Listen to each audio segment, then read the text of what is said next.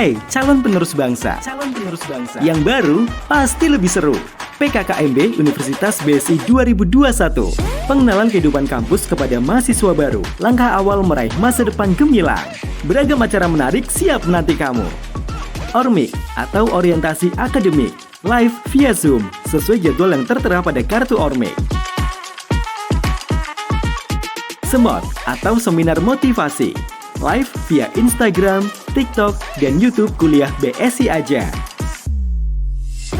Seminar tematik, kenali passion kamu sejak dini melalui Lembaga Penunjang Pengembangan Potensi dan Kompetensi Mahasiswa Universitas BSI melalui bidang kemahasiswaan.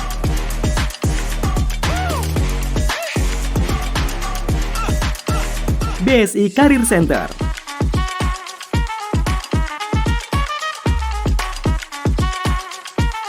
BSI Entrepreneur Center dan Inkubator Center BSI.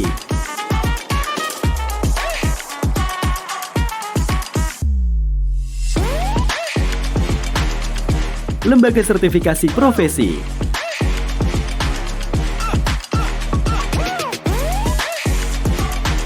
Tim Berita Universitas BSI.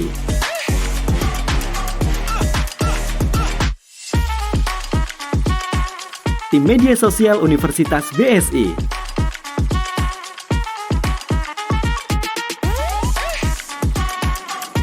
Lembaga Bahasa Asing.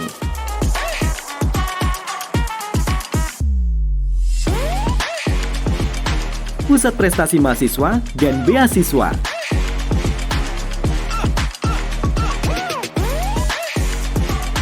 Ikatan Alumni Universitas BSI. Organisasi Mahasiswa Universitas BSI. Daftarkan diri kamu melalui link berikut ini. Don't miss it. PKKMB Universitas BSI 2021.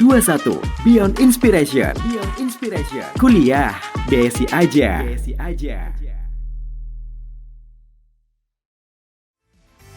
Selamat datang di acara seminar motivasi Universitas BSI dengan tema Beyond Inspiration. Disiarkan langsung dari studio utama Rektorat Universitas BSI Kramat Raya, Jakarta. Marilah kita sambut pembawa acara seminar motivasi kali ini, Ferry Kusuma dan Rani Anjani.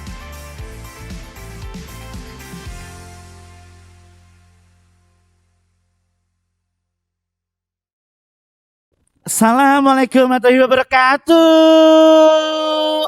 Salam sejahtera, salam Om Swastiastu, Namo Buddhaya, salam kebajikan. Nah bener. By the way ini kita kan udah menjalani semua prokes ya. Iya. Udah sebelum sini kita juga udah antigen, terus Betul juga kita udah sekali. vaksin. Boleh ya kita agak buka masker, mohon maaf.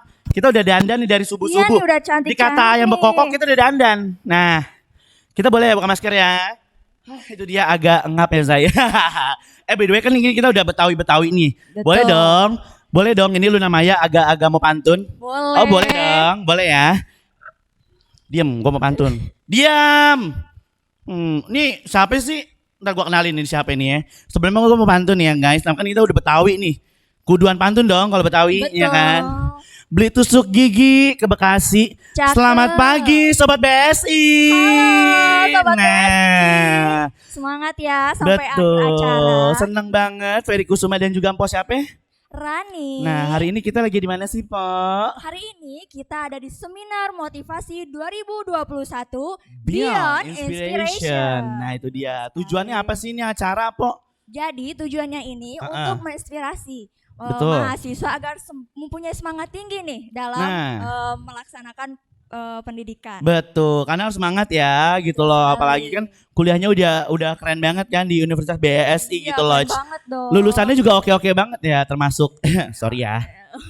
Gitu loh. Jadi Ngerti nggak? konsepnya ini kita tuh anti perundungan Kak. Jadi Oh, nggak apa ada tuh? yang nanya mana nih sabuknya, udah gak zaman Oh benar, kan? udah laule ya Say. Udah gak zaman banget yang namanya anti perundungan juga gitu-gitu ya Say. Iya. Sekarang kita lebih ke motivasi supaya Iya. semangat ya untuk menjalani atau apa namanya untuk supaya kuliahnya tuh supaya lebih semangat gitu ya Betul Say. sekali. Kita Kita tunggu Nah. 3 tahun ke depan nih. Bukan atau lagi, 4 3 sampai 4 tahun ke depan ya, Say? Yes.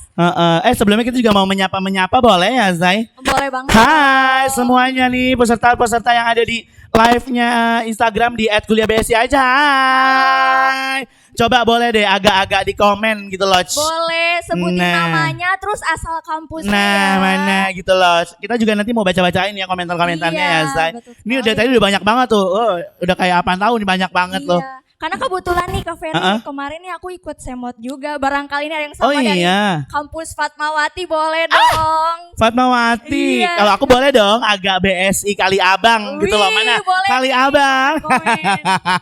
Itu dia juga tuh juga mau menyapa juga nih yang di live chat live chat YouTube-nya ya di kuliah BSI aja nih ya yang lagi tuh dari tadi Kak Ferry kok cakep banget. Kirain tadi mau di Ayunda. Iya, Allah jangan kurang ajar ya. Masa mau di Ayunda sih begini ceritanya kan laki. Gimana sih? Salah lihat kali, bukan mau di Ayunda. Mau diludahin kali gue. Nah, terus juga kita mau menyapa di mana? Satu lagi Reni. Iya, jadi selain tadi kita udah sapa-sapa Sobat BSI nih, Betul. kali ini kita akan menyapa pimpinan Universitas BSI. Yang pertama yaitu yang terhormat Ketua Yayasan BSI, Bapak Efriadi Salim, MMM.Com. Nah, saya juga mau mengucapkan, aduh sebentar ya Pak, ini agak rumpida ya. Saya juga mau mengucapkan selamat pagi juga untuk Bapak Rektor Universitas Bina Sarana Informatika, Bapak Dr. Muhammad Wahyudi MMM.Com MPD. Kemudian yang terhormat Wakil Rektor 1 Bidang Akademik Ibu Dia Puspitasari M.Com. Dan juga selamat pagi yang terhormat kepada Wakil Rektor 2 Bidang Non-Akademik, Bapak Suharyanto M.Com. Kemudian yang terhormat Dekan Fakultas Teknik dan Informatika, Bapak Dr. Didi Rosyadi M.Com. Selamat pagi Bapak.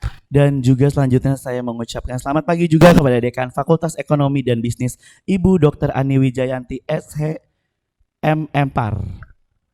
Nah, kemudian yang terhormat Dekan Fakultas Komunikasi dan Bahasa, Ibu Dr. Bayatunisa MPD. Selamat pagi Ibu.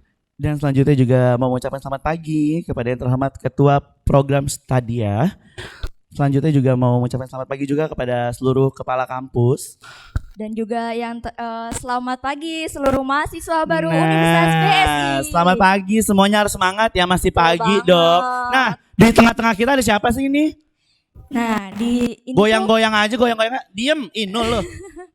jadi ini tuh maskot barunya BSI Kak. Oh, maskotnya. Namanya Sobi. Hai, tuh di Sobi, coba Instagram. dada-dada Sobi dong. Iya. Dada, oh bener. Senyumnya mana? Cakep. Boleh. Oh, imut. Boleh. Sekali lagi.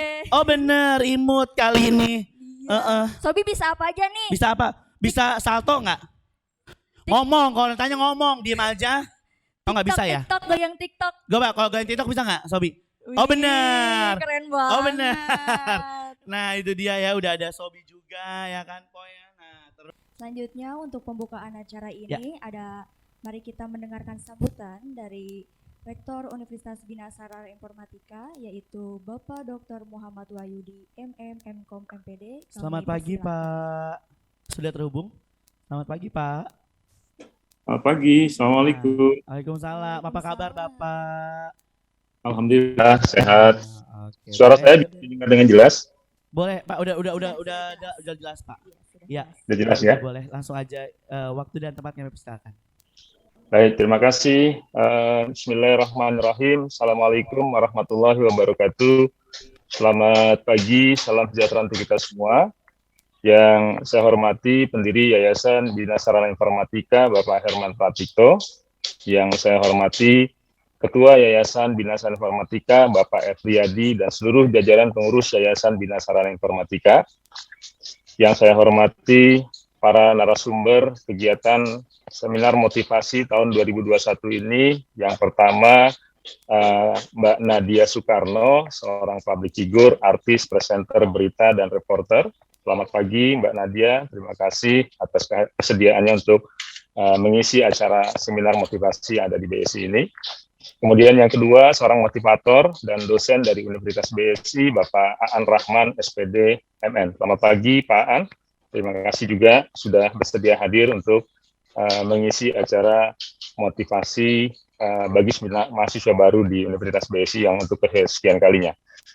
Kemudian Bapak Ibu para pimpinan Universitas BSI, mulai dari para wakil rektor, para kepala biro, para dekan, para ketua program studi, para kepala PSDKU atau kepala kampus Universitas Binasaran Informatika, Bapak Ibu dosen, karyawan, dan panitia seminar motivasi Universitas BSI yang saya hormati, Bapak Ibu orang tua, wali, mahasiswa baru tahun 2021 Universitas BSI yang saya banggakan dan saya hormati.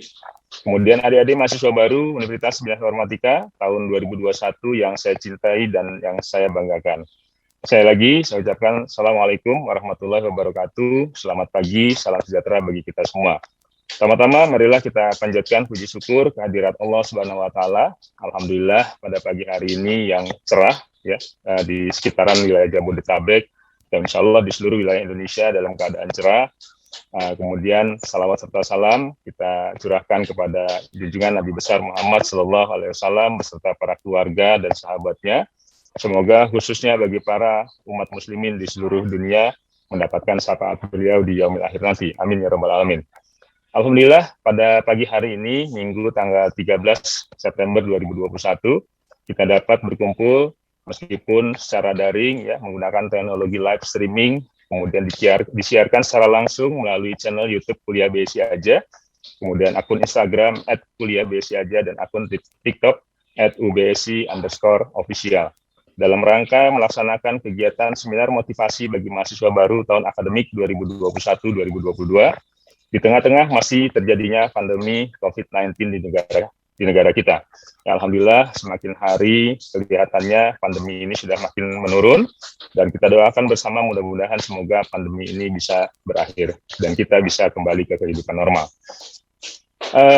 Kegiatan seminar motivasi bagi mahasiswa baru ini adalah merupakan salah satu kegiatan yang merupakan rangkaian dari kegiatan pengenalan kehidupan kampus bagi mahasiswa baru atau PKK-MB tahun 2021 di lingkungan Universitas BSI. Seperti kita ketahui bersama bahwa kegiatan PKK-MB ini dilakukan di Universitas BSI ada berbagai kegiatan. Salah satunya yang sudah dilalui kemarin tanggal 6 sampai tanggal 10 September yaitu orientasi akademik. Kemudian yang kedua, hari ini kita adakan kegiatan yang namanya seminar motivasi. Kemudian nanti masih ada lagi rangkaian kegiatan PKK-MB yang berikutnya yaitu seminar tematik. Seminar tematik ini nanti diisi dengan berbagai kegiatan seperti tentang seminar-seminar tentang entrepreneur, tentang karir, tentang unit-unit atau unit-unit kerja dan sebagainya yang ada di Universitas BSI yang bisa diketahui oleh para mahasiswa.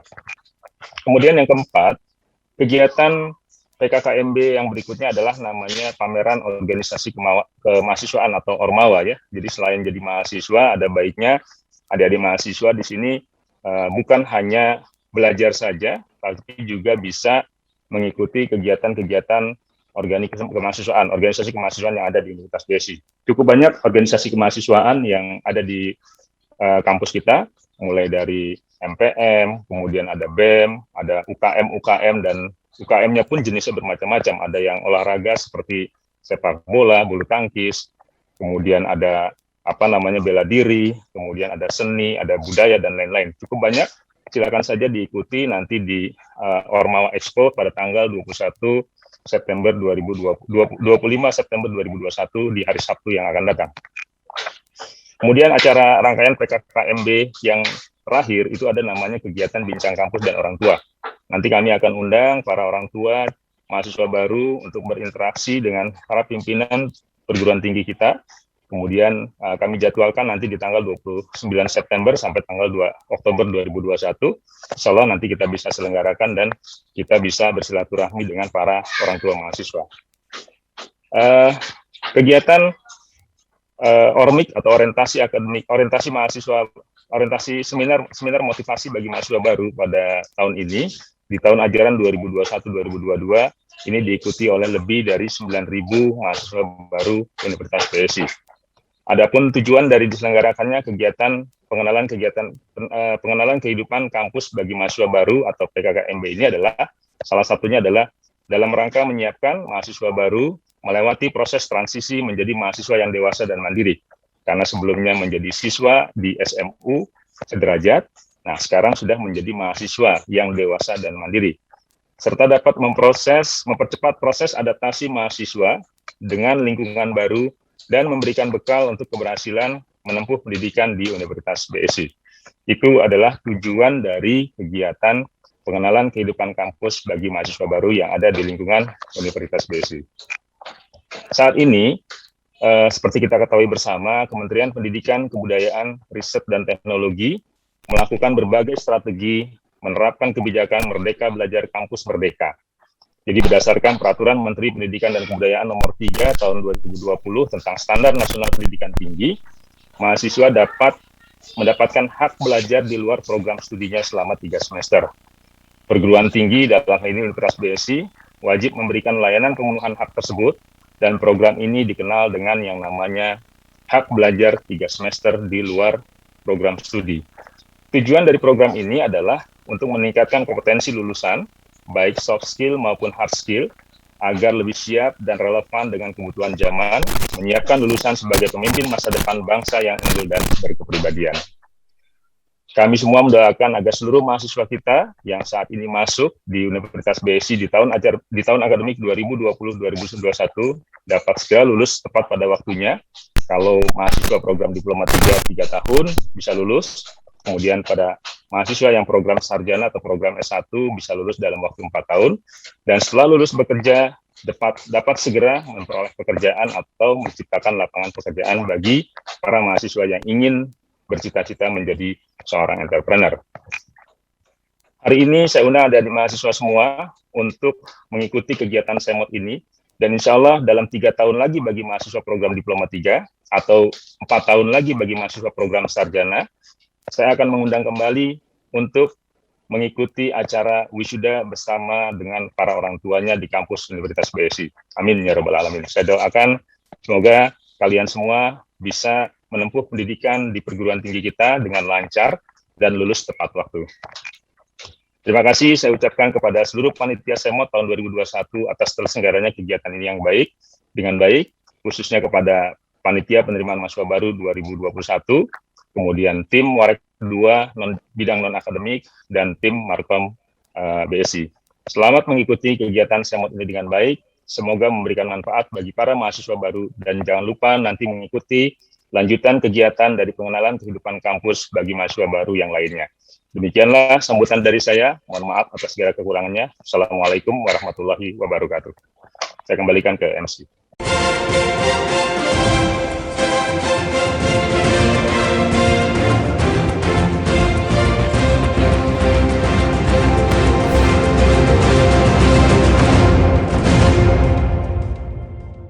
Ada motivator favorit aku.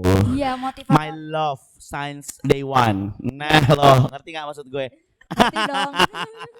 Habis ini ada Pak Aan ya, Pak Rahman ya. Tapi sebelum itu, sorry, ini agak ngebenin ya. Sorry habis ini. Nah, aku kan tadi agak salah nih ya. Aku mau tahu dia profil Pak Aan, boleh nggak? Boleh banget. Ya udah, ini dia profil narasumber kita yang kedua.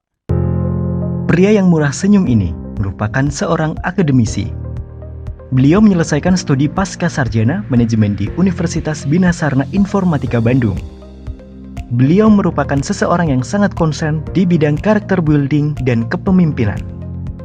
Ayah dari 2 orang putri ini telah mendapatkan jabatan akademik lektor di lingkungan UBSI. Selain sebagai akademisi, pria yang mempunyai hobi bermain badminton ini juga merupakan motivator dalam berbagai seminar bertajuk Personal Development Training dan Personal Quality Training. Beliau pun telah memiliki berbagai sertifikasi, di antaranya sertifikasi Training of Trainer dan asesor kompetensi skema pemasaran. Dan hingga saat ini, beliau beraktivitas di bidang rekrutmen dan training sumber daya manusia. Marilah kita sambut Bapak Aan Rahman.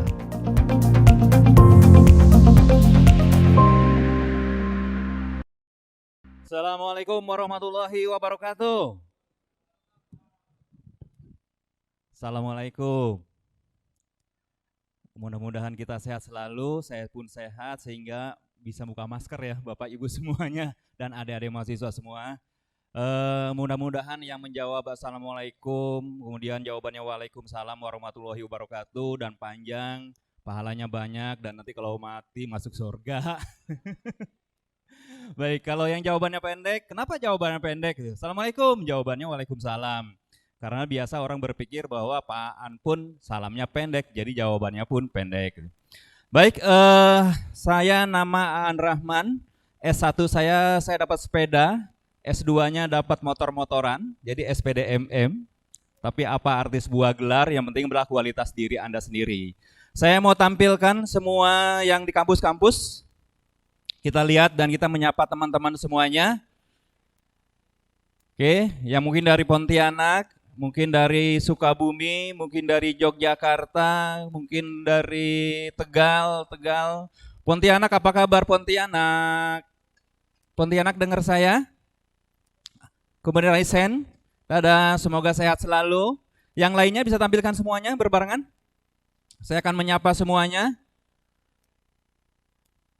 Oke, sambil menunggu, kalian sekarang sudah menjadi mahasiswa. Berarti ada maha di depannya. Sama kayak raja. Kalau ada raja, kemudian ada maharaja, berarti maharaja kualitasnya, segala sesuatunya, hierarkinya lebih tinggi dibandingkan dengan raja, karena ada maha.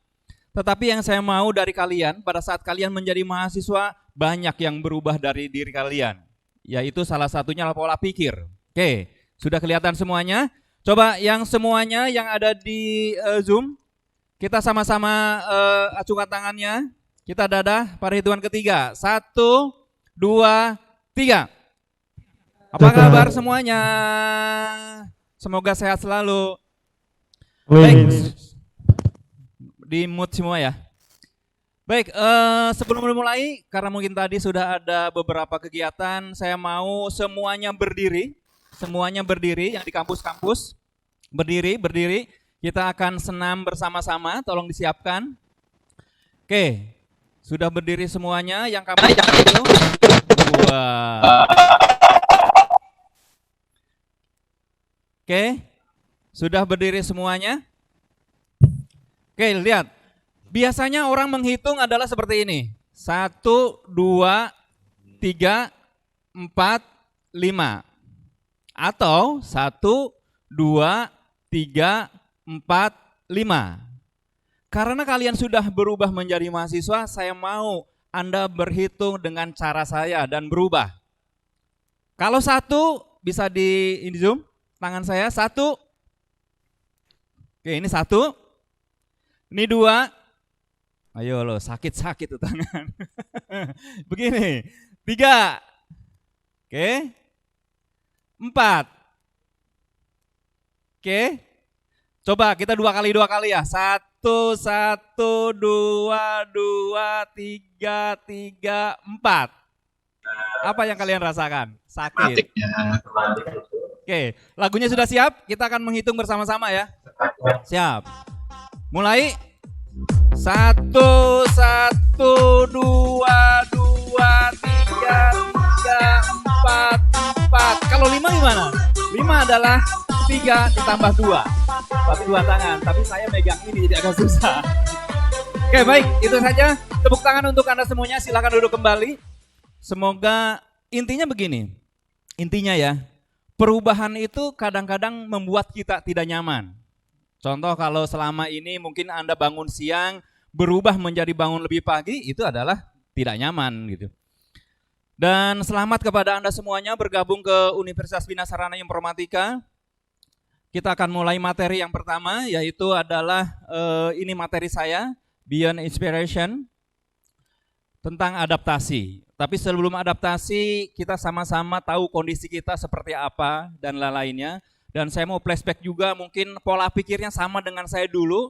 Saya dari Kuningan, Jawa Barat, kemudian sekitar 51 tahun yang lalu, mungkin saya berpikirnya adalah mau kuliah hanya D3 saja, selesai saya mencari bekerja. Ya udah, itu saya jalankan. Walaupun orang tua saya, bapak saya almarhum, dia bilang, "An, mau kuliah sampai S1 atau tidak?" Karena saya anak pertama, saya menjawab, lebih baik saya kuliah sampai D3, Karena adik saya ada 3, saya mengalah dan saya mencari pekerjaan. Dan itu yang saya lakukan. Tetapi dunia pekerjaan menuntut tidak seperti itu. Akhirnya saya kuliah S1 juga. Akhirnya saya kuliah S2 juga.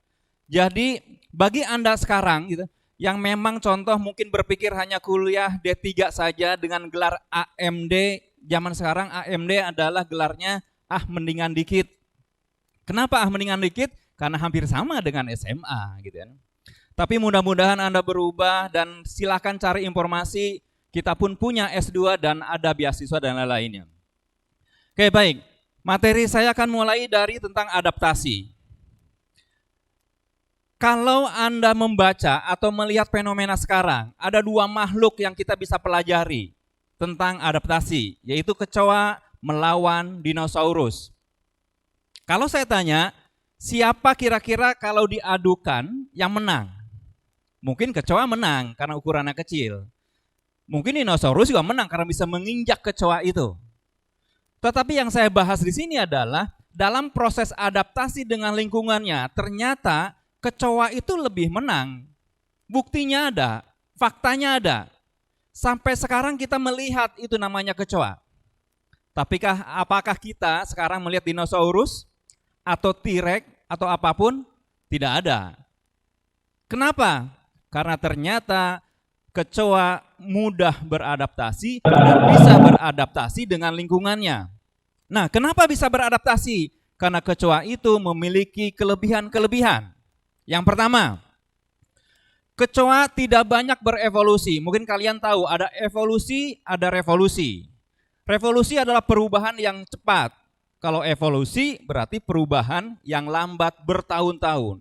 Kecoa mungkin tidak berubah dari dulu, konon kabarnya kecoa itu adalah dulu ukurannya lebih besar dan sekarang lebih kecil. 1, kenapa kecoa tidak punah? Karena kecoa tidak banyak berevolusi dalam hidupnya. Dan kalau kalian tahu, kecoa itu lahir 300 juta tahun sebelum ini. Dan kalau dibandingkan dengan dinosaurus, kurang lebih ada 60 tahun baru dinosaurus ada, kecoa lebih dulu. Dari mana taunya? Nanti Anda cek kartu keluarga dan tanggal lahirnya. Oke, yang kedua, kecoa mampu hidup dalam kondisi apapun dan dimanapun. Anda ke restoran yang berbintang 5, ada kecoa. Di rumah Anda banyak lagi kecoa.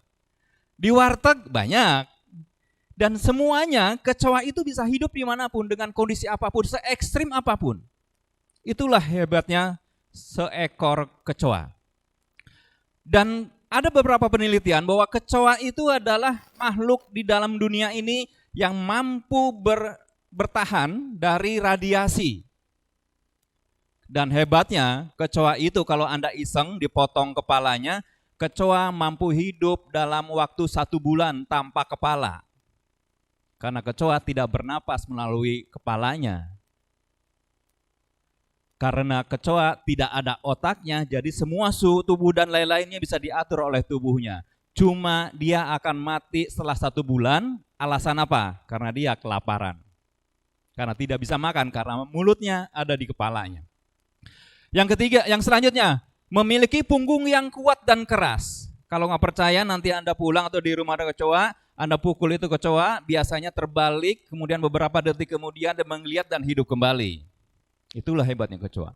Dan yang paling menakjubkan, kecoa itu dalam 1 bulan bisa bereproduksi 40 ekor kecoa. Makanya kecoa tidak ada kartu keluarganya. Karena nggak muat urutan nama-namanya. Nah, dari sini kita bisa belajar. Apakah makhluk manusia seperti kita ini akan punah? Iya, mungkin akan punah. Dan ternyata Allah pun menciptakan dunia ini dengan berbagai pengurangan, konsep pengurangan penduduk. Kalau kalian baca di buku-buku, kenapa penduduk dunia semakin banyak?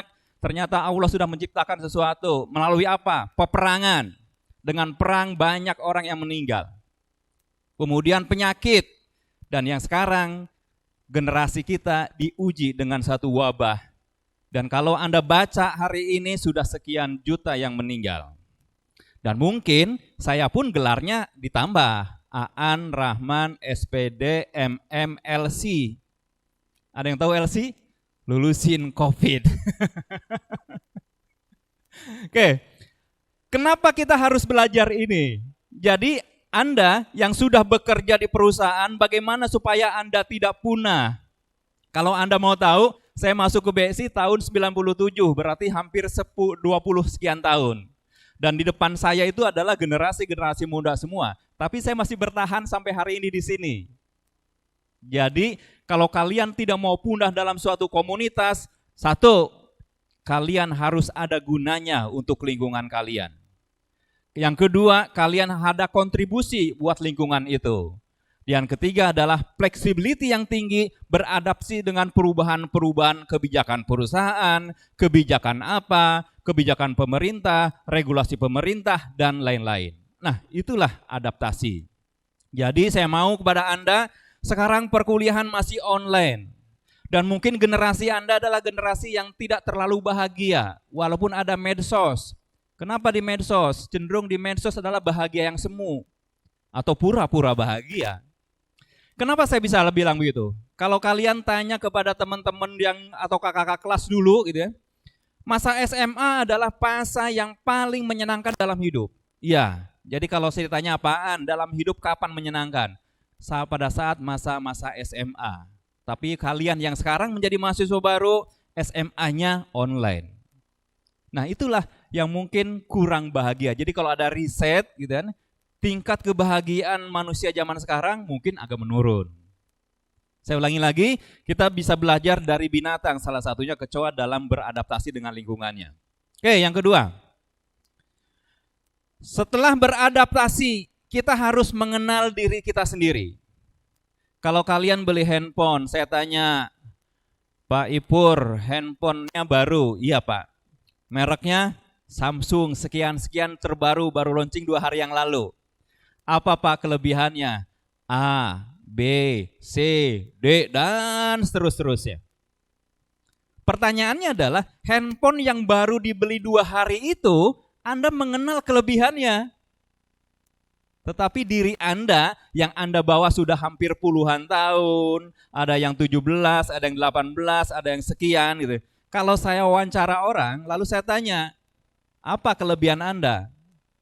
Kita tidak bisa menjawab terkadang.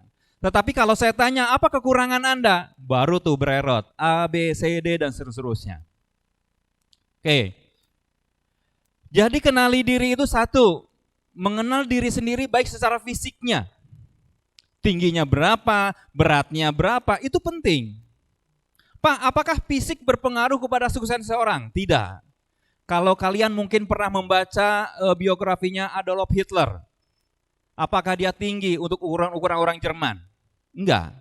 Dan cenderung mungkin Hitler itu adalah lucu. Kumisnya begitu, tetapi dia leadershipnya begitu luar biasa. Sehingga bisa memimpin Jerman menghancurkan negara-negara lain. Kecuali satu. Siapa negara yang tidak bisa hancur oleh Jerman? Inggris. Karena Inggris memiliki angkatan laut nomor 1 di dunia sampai dengan sekarang. Dengan kapal namanya kapal Bismarck. Dan begitu hebatnya Hitler. Kalau lihat fisiknya kecil. Mungkin kita perlihat juga Habibie. Pak Habibie kecil secara fisiklinya. Tetapi kemampuan otaknya luar biasa. Fisik berpengaruh kepada pekerjaan-pekerjaan tertentu sesuai dituntutannya. Contoh ABRI, polisi, dan lain-lainnya. Contoh yang tadi saya bilang. Kalau kalian mau menjadi pegawai ataupun di entertain, kalau di depan panggung dengan belakang panggung beda nggak? Kok kriterianya beda?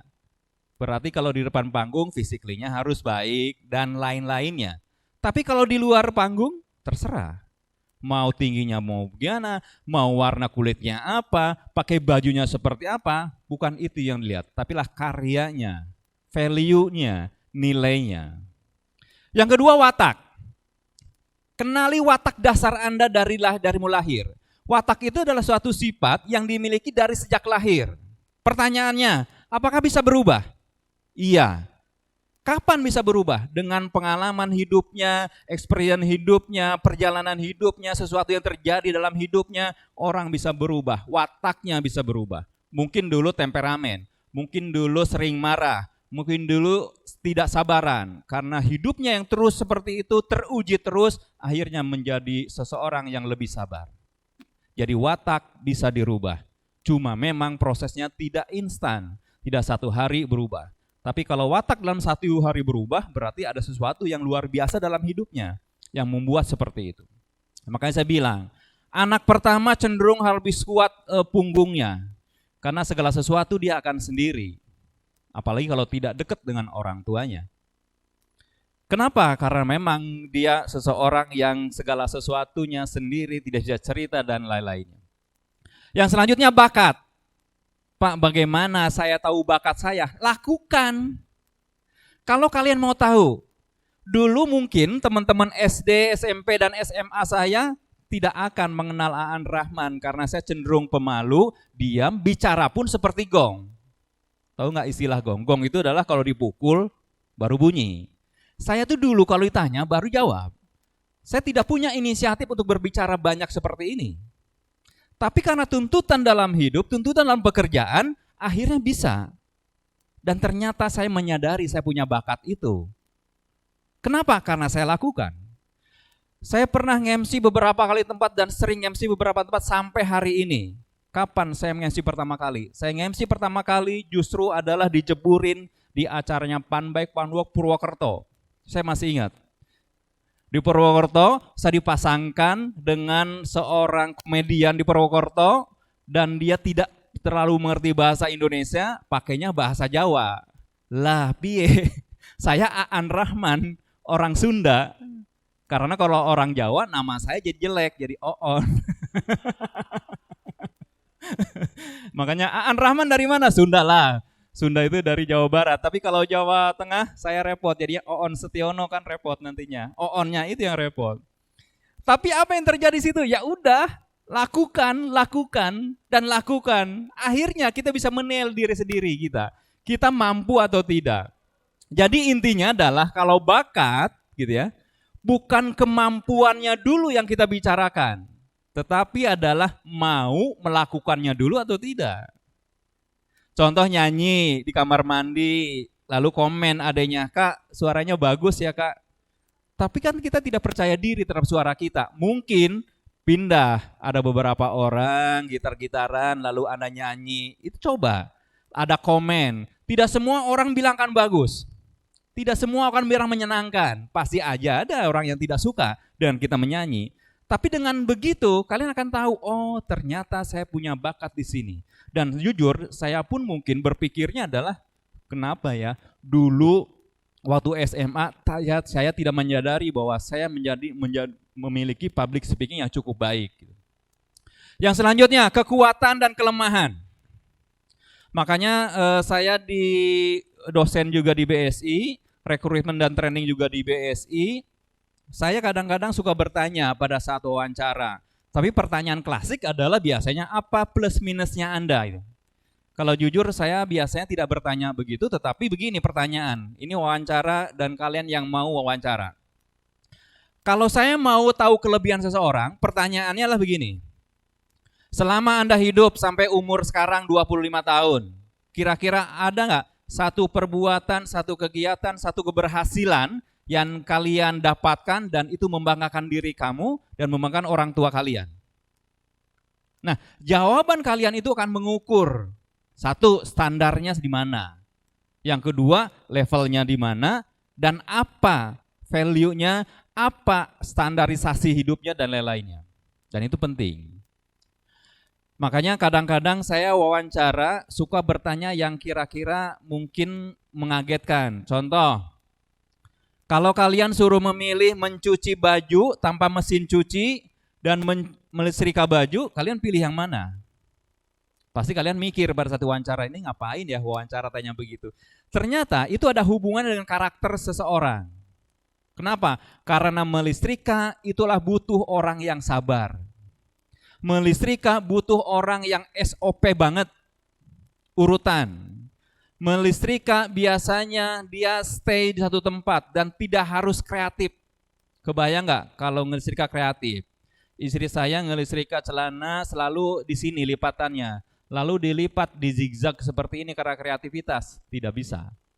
Pak, gimana Pak? Berarti kalau orang cenderung suka melistrika, cocok untuk seorang akunting. Kenapa? Akunting urut tanggal 1, tanggal 2, diurutkan semua dan lain-lainnya. Tapi mencuci biasanya orang-orang di depan saya nih biasanya lebih suka mencuci karena berhubungan dengan orang banyak, situasi tidak terkendali, ada deadline. Melistrika kapanpun boleh loh. Jam 2 pagi listrika apa? Boleh, asal listriknya ada. Tapi kalau orang jam 2 pagi mencuci, boleh nggak? Paling komenin, gila lo jam 2 nyuci. Dan boleh nggak saat hujan deras, Anda mencuci? Segala sesuatu ada seperti ada alasannya. Jadi kalau nanti mungkin kapan-kapan nanti kita bicara di BSI Karir, kemudian teknik wawancara, teknik penjawab wawancara, mungkin kita bisa sharing kapan-kapan. Kemudian kelemahan kekuatan itu yang saya tadi bilang. Oke, ingat, sadarlah. Dan saya ulangi lagi, cenderung pada saat kalian ditanya apa kelebihan saya, kalian sangat sulit menjawab itu. Tapi pada saat ditanya kekurangan Anda akan mudah. Tapi sadarlah, semut yang sekecil itu pun pasti Allah berikan kelebihannya. Tugas Anda adalah menggali kelebihan-kelebihan itu. Gali potensi diri, supaya Anda sadar bahwa saya punya bakat di sini, saya bisa ini, dan seterusnya. Saya suka olahraga, saya suka dari dulu zaman SD bulu tangkis, pernah juara Kabupaten Kuningan bulu tangkis. Lalu saya berubah main basket, main bola iya, kemudian terakhir saya tenis meja, tenis lapangan. Cuma ada satu yang olahraga saya tidak bisa sampai hari ini. Apa kira-kira? Berenang. Karena di kampung tidak ada kolam renang, adanya kali. Sedangkan saya anak pertama, orang tua saya melarang untuk ke kali yang besar itu. Oke. Kenali diri sendiri, caranya yang pertama, amati diri sendiri. Pak, gimana ngamatinya? Karena saya tidak bisa menilai saya secara objektif. Anda ngaca, makanya kalau saya training dosen gitu, Pak An, menurut Pak An, saya sudah cocok nggak menjadi seorang dosen? Begini caranya, kalau menilai diri sendiri. Ambil cermin yang besar, lalu Anda bercermin. Lalu setel lagunya Michael Jackson. Lama banget ya. Judulnya Man in the Mirror. Yaitu laki-laki ada di depan kaca. Lalu bercermin, ambil post-it. Post-it itu kertas yang warna kuning bisa ditempelkan, ambil pulpen. Oke. Mulai besok saya mau mengajar di BSI. Saya menjadi dosen di BSI. Apakah saya pantas menjadi seorang dosen di BSI?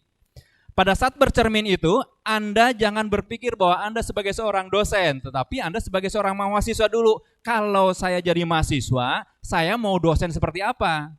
Satu, penguasaan materi oke, pinter. Kalau laki-laki ganteng, kalau wanita cantik, menarik, seksi boleh. Kemudian humoris, kemudian komunikasinya bagus, tegas boleh, tapi tidak galak. Tulis semuanya. Itulah harapan pada saat menjadi mahasiswa. Udah selesai begitu, kemudian ambil lagi pulpennya. Nah, besok saya mau bekerja, besok saya mau ngajar, saya humoris enggak?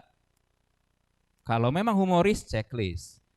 Penguasaan materi sudah oke? Checklist. Checklist, checklist. Kalau 100% checklist semua, itu salah dalam diri Anda sendiri. Itu namanya overconfident.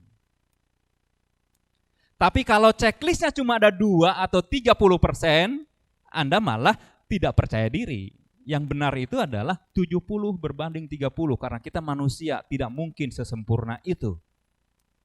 Nah, yang 30%-nya itu dalam rangka contoh experience, pengalaman dan lain-lainnya diperbaiki pelan-pelan. Karena ingat, perubahan tidak mungkin mendadak. Perubahan yang lebih baik adalah bertahap, akhirnya berubah. Yang kedua, melalui kacamata orang lain, ngobrol sama orang lain. Tetapi orang itu yang memang mengenal Anda. Tapi ingat, terkadang teman dekat itu tidak objektif menilai Anda. Kenapa? Karena nggak enakan. Makanya dalam hidup kadang-kadang kita harus punya musuh. Biasanya musuh itu adalah teman abadi yang akan mengoreksi dari A sampai Z. Hidup kita, pakaian kita, gaya kita, dan lain-lainnya. Pada saat mereka komplain kepada kita, kalau kita sadar itu memang begitu, perbaiki. Kalau tidak sadar, biarkan mereka menilai kita, terserah. Yang ketiga, membaca buku.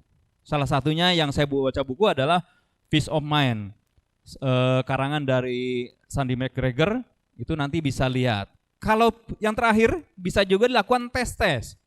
Dan Anda beruntung zaman sekarang. Di YouTube ada, di web juga ada, tinggal Anda buka searching tes tentang bakat, tes tentang plus minus, Anda melankolis atau tidak, sanguinitis atau tidak, dan seterusnya, semuanya ada. Anda bisa menggali, mencari itu semuanya sehingga potensi diri Anda menjadi tahu. Jadi tugasnya sebetulnya adalah saya potensinya di mana.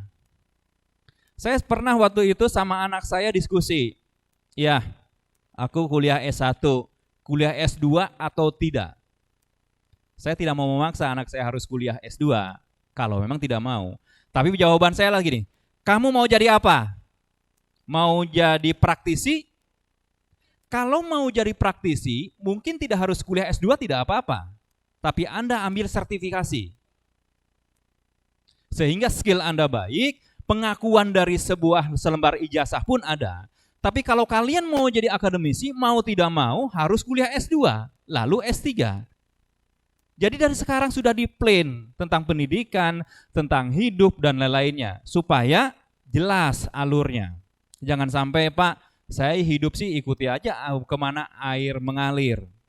Pertanyaannya, kalau air mengalir lalu ke laut, hidup Anda luas, ada ombak, dan lain-lainnya, menjadi lebih hebat, ya nggak apa-apa. Tapi bayangkan coba, bahwa Anda mengikuti arus mengalir dan tanpa sadar alirannya adalah ke sepiteng. Kita pastikan jalan kita. Oke. Tantangan zaman sekarang adalah ini ya. Semuanya berubah. Semuanya sektor-sektor apapun berubah. Dan saya ulangi lagi, kafe-kafe pun kita jarang-jarang bisa nongkrong, bisa ngobrol, bisa sharing. Selalu apapun online dan lainnya. Dan ini adalah faktanya. Tahun 2020 semua bidang usaha hampir bangkrut. Tapi tetap ada yang lebih baik. Contoh yang warna merah itu, silakan warna merah dilihat. Konstruksi, industri pengolahan, kemudian dan lain-lainnya, energi, hotel. Makanya ada beberapa pengusaha saat ini mungkin bisa membeli hotel dengan harapan 2 tahun, 5 tahun ke depan berubah. Sehingga bisa menjadi investasi. Yang bertahan adalah peternakan, kelautan, kehutanan, perikanan, listrik, pertanian, dan lain-lainnya. Dan kalau kalian mau cermati dunia kalian sekarang, karena era digital adalah ini, yang warna hijau tua itu. Yaitu apa? Makanan pasti. Kesehatan iya. Kesehatan mungkin sekarang rumah sakit pada panen. Tes COVID semuanya mahal-mahal, walaupun di awal mahal sekarang agak murah, tapi banyak orang dan ngantri. Dan Anda cermati adalah yang warna hijau tua itu. Anda hidup di situ, yaitu era digital. Oke, tetapi tetap kita punya harapan. Harapan itu adalah kenyataan ditambah dengan kemungkinan-kemungkinan. Kenyataannya kalian sekarang mahasiswa BSI. Dan saya mau pesan kepada Anda semuanya, wahai mahasiswa baru, Anda mahasiswa, cobalah lebih dewasa. Jangan, saya tidak mau mendengar Anda demo hanya solidaritas saja gitu. Tapi kan ada jalur komunikasi yang benar. Contoh, kalau ada masalah apapun bisa bicara dengan PA-nya, dosen PA-nya. Masalah apapun bisa bicara dengan senat mahasiswa. Senat mahasiswa bisa berembuk dengan BEM-nya. Dari BEM-nya bisa disambungkan dengan siapa? Ya tadi itu Pak Suharyanto.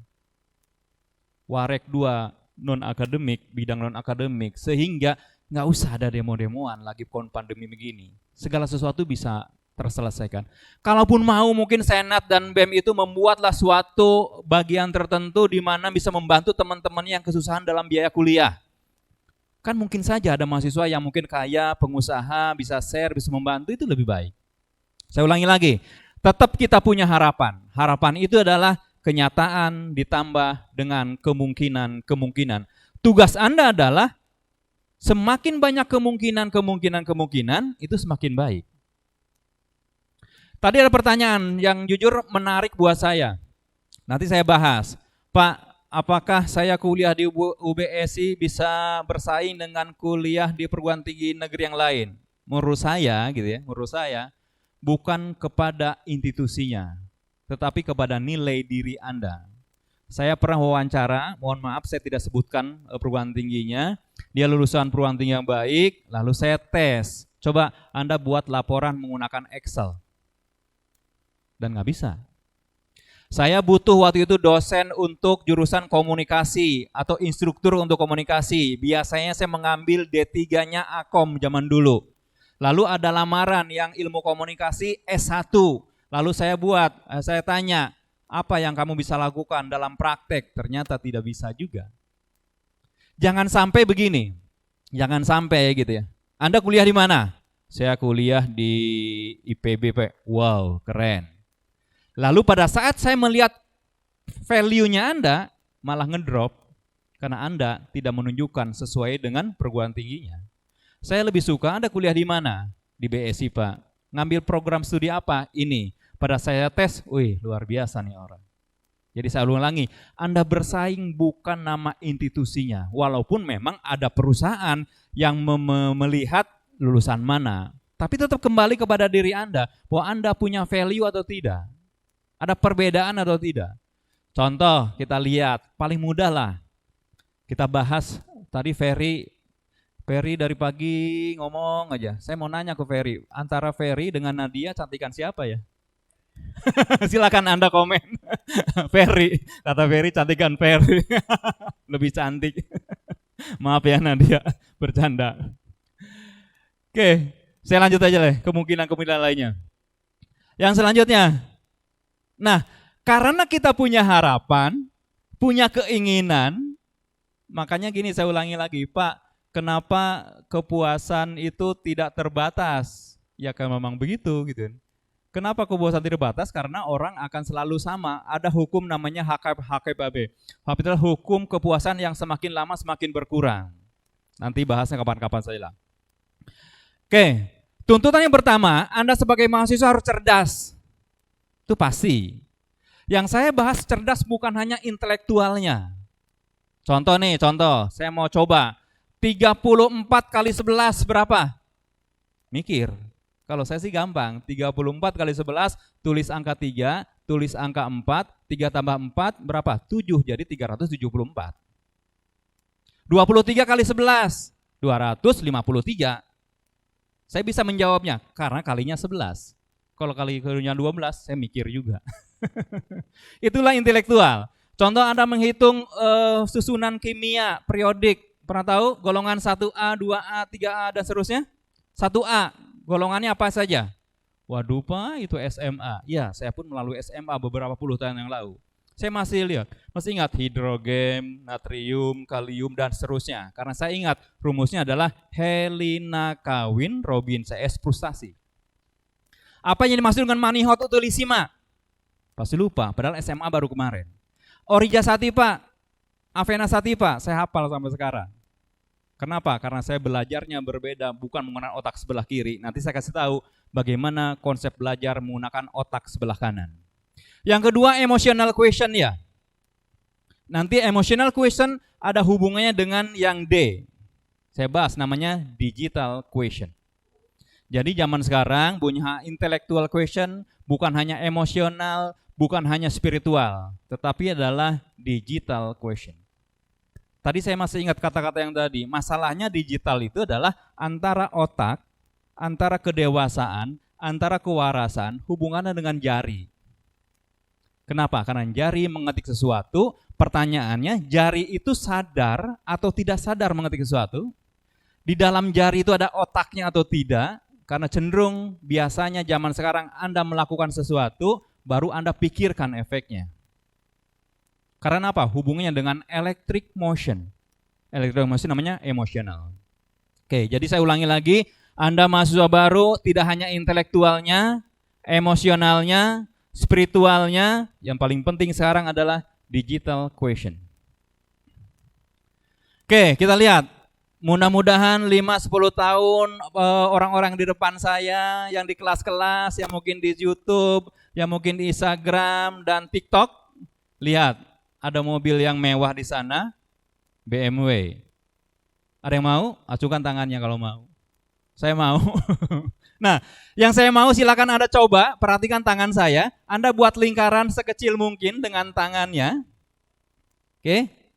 Lalu intiplah bahasa kerennya, bahasa Belandanya, plat nomor dari mobil itu sampai terlihat. Caranya seperti ini.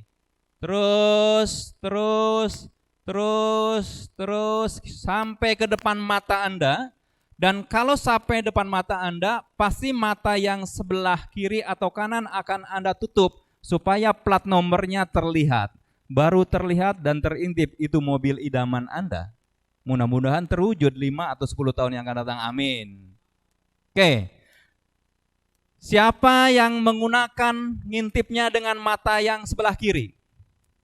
Bisa lihat? Acungan tangannya. Nggak lihat. Siapa yang mengintipnya dengan mata sebelah kanan, berarti yang kirinya dipejamkan. Itu berhubungan dengan hidup Anda selalu menggunakan otak yang sebelah mana. Kalau kamu mengintip dengan mata yang sebelah kiri, ingat, hukumnya antara otak dengan motorik dan lainnya adalah silang. Makanya kalau orang tua stroke gitu ya, kemudian tangan kanannya tidak bisa bergerak sampai bawah, itu berarti errornya di otak sebelah kiri. Tapi kalau bagian kiri yang tidak bisa bergerak alias kaku dan lainnya, berarti otak kanannya yang error. Jadi kalau kalian mengintip dengan mata kanan ditutup dan mata kirinya dilihat, kamu dominan menggunakan otak kanan dalam bekerja dan melakukan kegiatan. Tapi kalau kebalikannya adalah otak sebelah kiri. Pak, saya tidak melihatnya tidak begitu, tetapi melihatnya begini. Nah, berarti Anda termasuk makhluk yang tidak punya otak. Karena Anda bukan hanya melihat dan tidak melihat lainnya. Oke, tadi Anda tahu ya bahwa Anda menggunakan mata kiri atau mata kanan. Kalau pakai mata kiri berarti Anda dominan otak sebelah kanan. Tapi kalau Anda pakai mata yang sebelah kanan berarti otak yang sering digunakan dominannya otak sebelah kiri. Kita akan merubah. Oke. Atau kita bahas dulu tentang fungsi dari otak. Punya otak semuanya? Punya. Kecoa nggak ada. Pertanyaannya kalau nyamuk punya otak nggak ya? Sebesar apa gitu? Menurut saya sih kadang-kadang yang binatang paling rakus adalah nyamuk. Nyamuk itu kalau Anda lihat, nempel dan terus ngisep, sampai kapan dia berhenti? Nggak ada batasannya, sampai dia tidak bisa terbang. Padahal kalau tidak terbang malah mati dia. Dengan sendirinya. Kenapa? Karena makhluk itu tidak punya otak. Oke, cerdas menggunakan otak sebelah kiri adalah untuk bahasa, menulis, membaca. Dan semua manusia pasti ada kelebihan dan kekurangan di sini. Saya mungkin bisa bicara seperti ini kepada Anda berjam-jam, tapi kalau untuk menulis setengah mati saya susah. Nah, orang yang menulis konsep, bahasa dan lainnya adalah orang yang dominan menggunakan otak sebelah kiri. Matematika, ya otak sebelah kiri. Berpikir kritis dan logis. Analisis, berpikir berdasarkan fakta, semuanya otak sebelah kiri. Biasanya orang-orang seperti ini agak lebih kaku. Tapi kalau otak sebelah kanan, satu seni, warna, musik, visual, intuisi semacam firasat untuk mengambil suatu keputusan bukan berdasarkan fakta, tapi feeling. Feeling yang kuat itu namanya intuisi. Yang selanjutnya adalah non-verbal. Sebetulnya bahasa ada dua. Ada bahasa verbal, itu sebelah kiri, tapi non-verbal itu adalah otak sebelah kanan. Contoh saya bilang tadi nih, maaf ya Ferry. Ferry ganteng. Ini kan, ganteng. Nggak mau dibilang ganteng. Oke, saya rubah. Ferry sangat cantik. Oh, jempol saya adalah bahasa non-verbal. Tapi mulut saya adalah verbal. Kira-kira kalau bisa dipercaya, Anda percaya kepada mulut saya atau kepada tangan saya? Contoh nih. Ferry sangat-sangat cantik.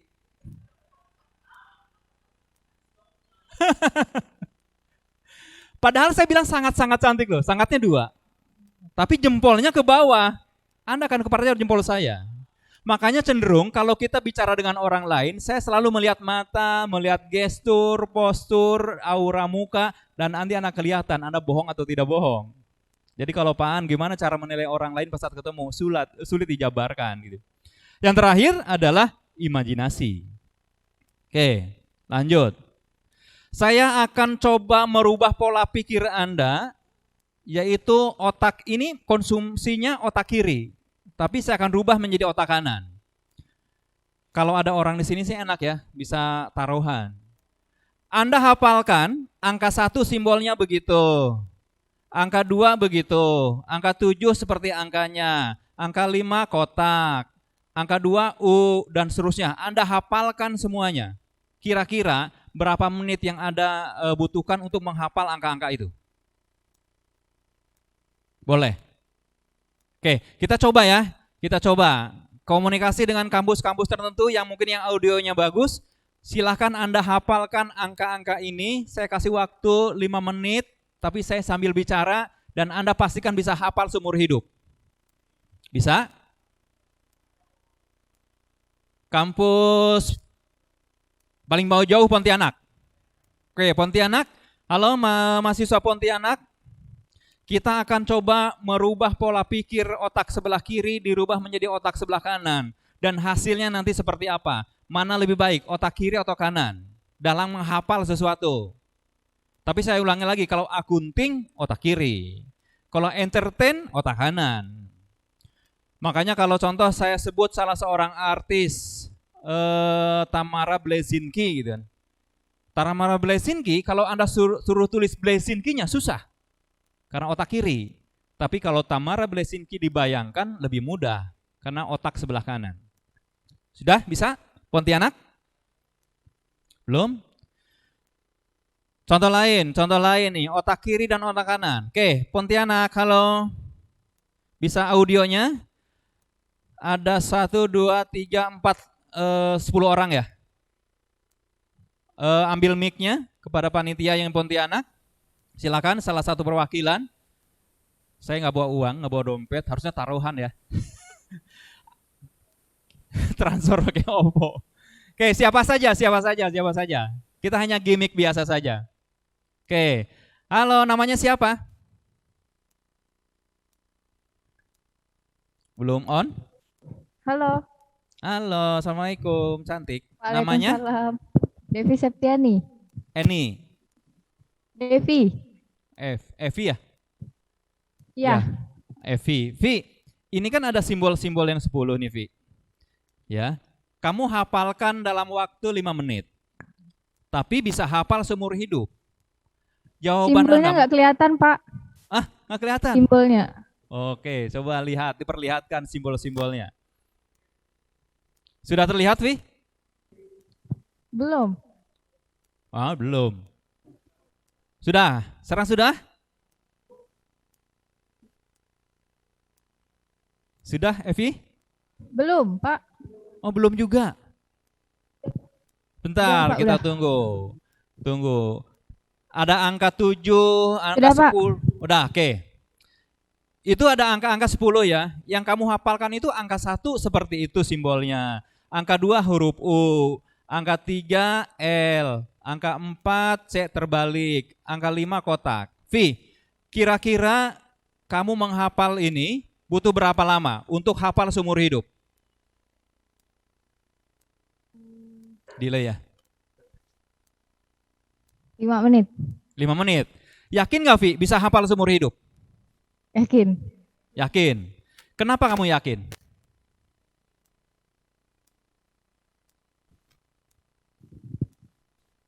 Oke.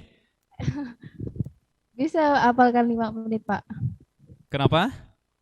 Bisa Ya, dihafal hafalkan. waktu Jadi 5 kalau menit. nanti saya hilangkan begini nih, kalau saya hilangkan gitu kan, kamu hafal. Contoh, angka 4 gimana, Vi? Angka 4 C terbalik. Oke. Angka 3, Angka 3 L. angka 1. Angka 1 L terbalik. Oke, angka 2, Angka 2 U 10, X 8. 8 N. Oke, keren ya. 9. 9. 9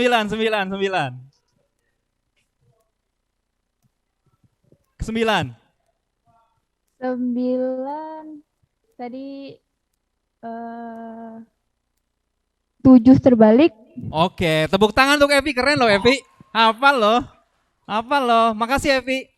Saya harus tahu loh rahasianya apa. Kayaknya jangan-jangan udah tahu rahasianya apa. Oke, ini sebetulnya konsumsi otak sebelah kiri. Tapi diacak jadinya kanan harus berpikir. Kalau yang kiri banget, sebetulnya ini nih. 1, 2, 3, 4, 5 urut semuanya. Tapi sebetulnya ada metode yang menghafalkan sangat mudah dan Anda tidak perlu 5 menit. Dalam waktu 2 detik Anda bisa hafal semuanya. 10-10-nya seperti Evi. Gimana caranya? Ini dia. Kalau kalian melihat gambar ini, melihat simbol ini, dalam waktu 2 detik Anda hafal seumur hidup. Merem pun hafal. Diacak pun hafal. Angka 1, 1, 2, 3, 4, 5 berarti 1 L kebalik. Angka 8, 1, 2, 3, 8 berarti huruf N atau U terbalik. Dan seterusnya. Nah, pada saat Anda belajar seperti ini, Anda menggunakan otak sebelah kanan Anda. Jadi memori yang paling hebat dalam otak kita adalah gunakan otak sebelah kanan. Makanya kalau kamu jatuh cinta, lalu berantem, diancol, lalu ditampar, giginya tanggal 1, pada saat nangis Bombay, ada pengamen, nyanyi Bang Toyib, gitu kan. Nah, 10 tahun kemudian Anda lagi happy, lagi jalan-jalan, dengarlah lagu Bang Toyib itu. Anda akan teringat kejadian rontoknya gigi, diancol, tidak suka sama cowoknya dan seterusnya. Kenapa? Karena otak sebelah kanan yang berbicara. Kalau nggak percaya, mungkin Anda gitu kan, penggambaran sundel bolong. Sundel bolong itu bajunya hitam atau putih? Putih. Rambutnya ngeblow atau panjang? Panjang. Rambutnya hitam atau di highlight merah? Pasti hitam. Belakangnya bolong atau tidak? Itu ciri-cirinya akan ingat seumur hidup. Kenapa? Karena konsumsinya adalah otak sebelah kanan. Oke. Yang kedua, selain cerdas, kreatif dan inovatif, jujur saya melihat TikTok di BSI, saya merasa kaget. Luar biasa mahasiswa BSI, tepuk tangan untuk mahasiswa BSI pada saat ditampilkan tadi dan banyak ribuan. Nah, selain itu seharusnya di-upgrade kemampuannya supaya Anda lebih kreatif dan inovatif karena zaman sekarang itu yang Anda bisa lakukan. Ini contoh kreatif dan inovatif.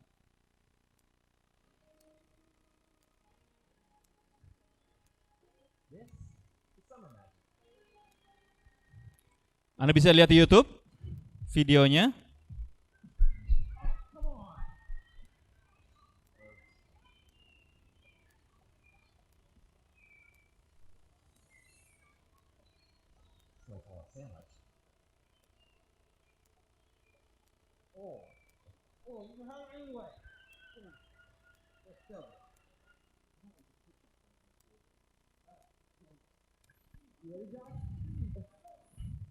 Oke, saya waktu 11 menit lagi ya.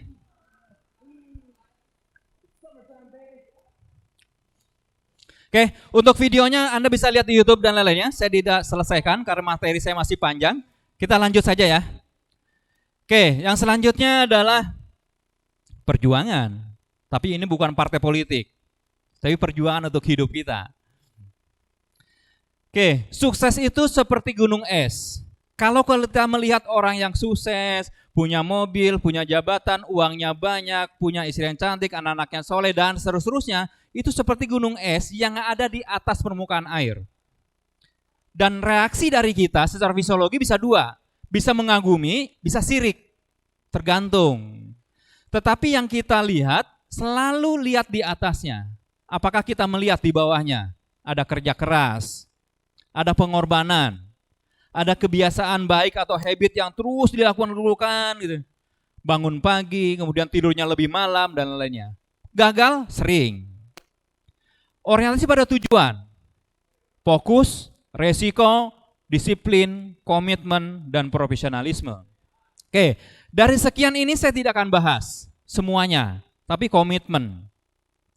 Komitmen itu menurut saya nih, komitmen dengan orang lain itu mudah dijalankan.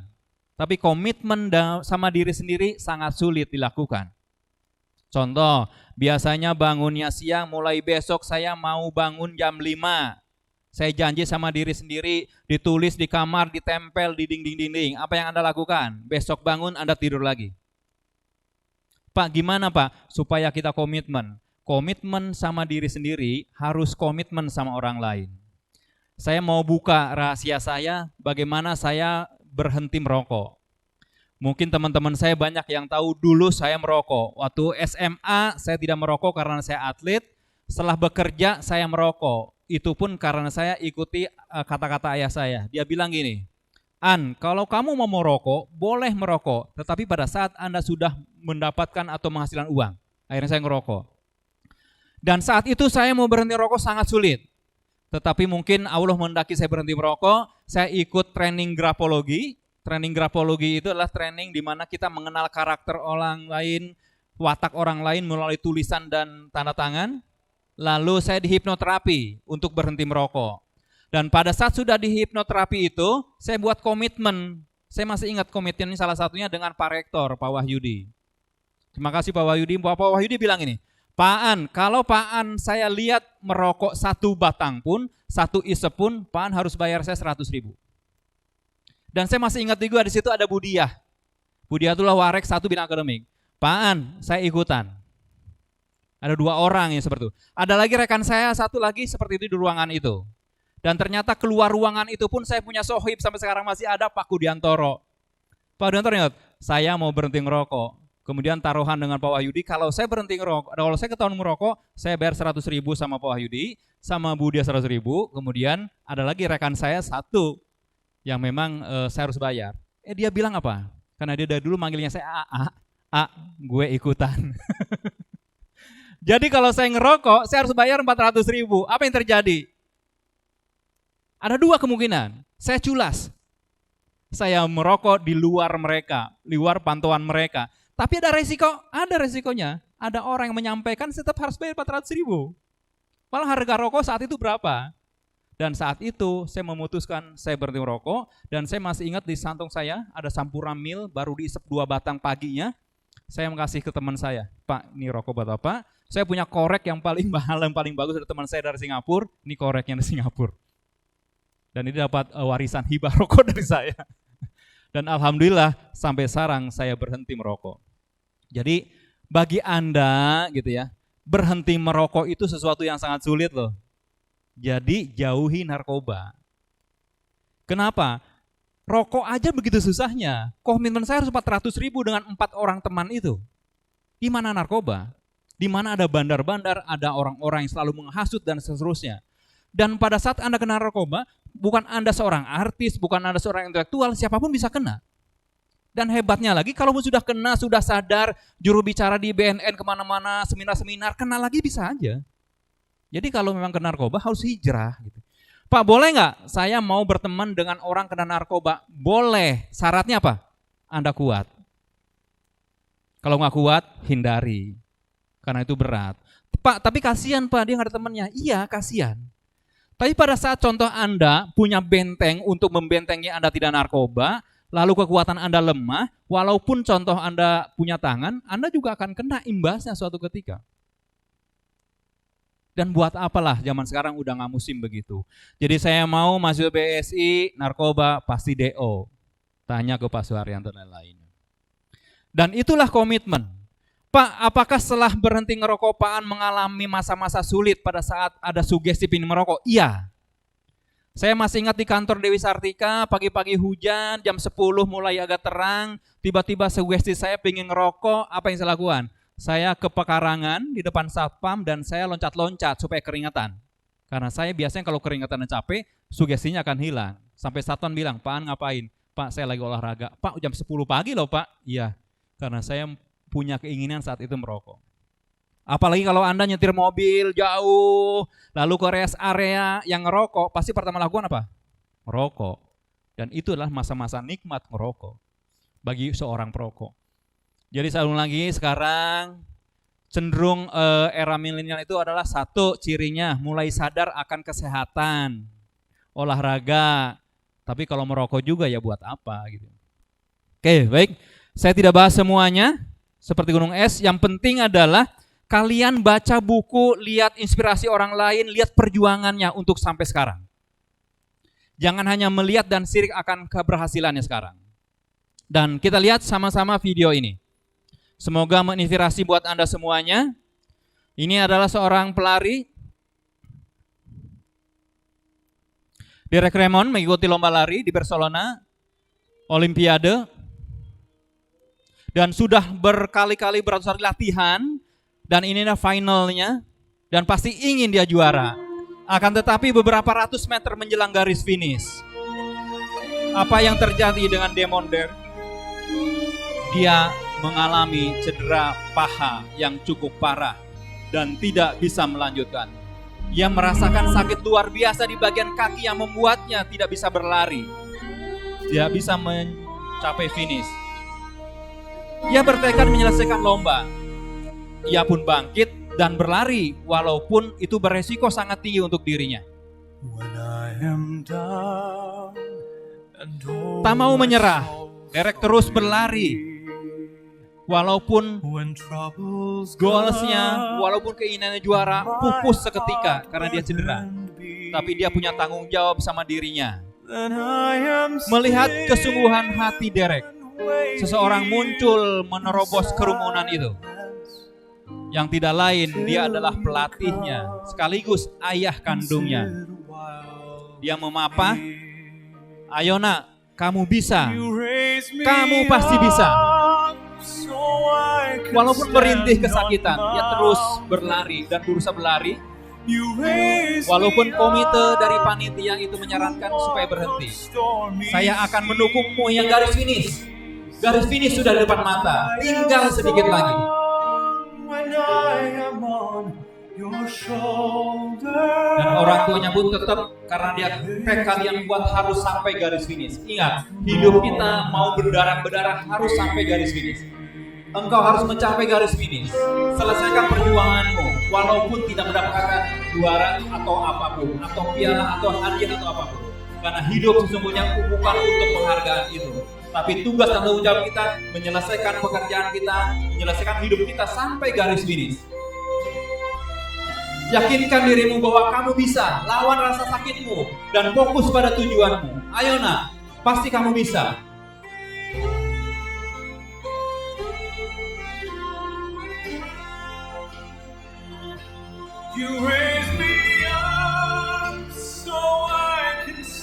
Derek menyelesaikan perjuangan sampai garis finish. Walaupun dia tidak menjadi seorang juara, tapi dia menjadi pemenang untuk dirinya karena targetnya tercapai sampai garis finish. Karena dia menghargai pelatihan-latihan yang bertahun-tahun, terus berdarah-berdarah, pagi sore latihan. Derek mampu membuktikan bahwa ia adalah seorang pemenang yang pantang menyerah menghadapi tantangan. Akhirnya tepuk tangan 60.000 penonton pun akan kegigihannya. Walaupun dia tidak menjadi seorang juara, tapi dia menjadi seorang pemenang untuk dirinya. Walaupun sakit, walaupun menangis, Derek bertekad mengerjakan pekerjaan itu, menyelesaikan tugasnya. Ketika dia terluka dan menghadapi tantangan yang luar biasa, Derek mampu menyelesaikan tugasnya. Dukungan dari ayahnya, dari orang tuanya menjadikan Derek mampu sampai garis finish. Dan orang mengenal sampai sekarang. Pertanyaannya, bagaimana dengan kita? Akankah kita menyerah? Atau malah sebaliknya bersikap pantang menyerah dan berjuang besar dalam menghadapi ujian dan tantangan? Yakinlah, di balik setiap tantangan dan kesulitan yang kita hadapi akan ada hikmah yang luar biasa. Karena dalam setiap perjuangan pasti ada keberhasilan. Asal kita tidak berhenti berjuang karena ada harapan di sana. Bersama kita pasti bisa melewati segala itu. Bersama BSI, yakinlah merupakan jembatan untuk hidup Anda menjadi lebih baik. Karena kuliah sesungguhnya bukan hanya menambah ilmu, tapi merubah pola pikir hidup Anda menjadi lebih dewasa, berilmu, dan lebih bijak. Sehingga menjadi seorang profesionalisme. Dan inilah saatnya, inilah kesempatanmu, inilah waktumu, inilah tempatmu. Kini saatnya beraksi dan yakinlah pilihan terbaikmu dengan memilih Universitas Bina Sarana Informatika menjadi jembatan untuk meraih masa depanmu. Tepuk tangan untuk Anda semuanya. Terima kasih banyak. Saya tutup. Assalamualaikum warahmatullahi wabarakatuh.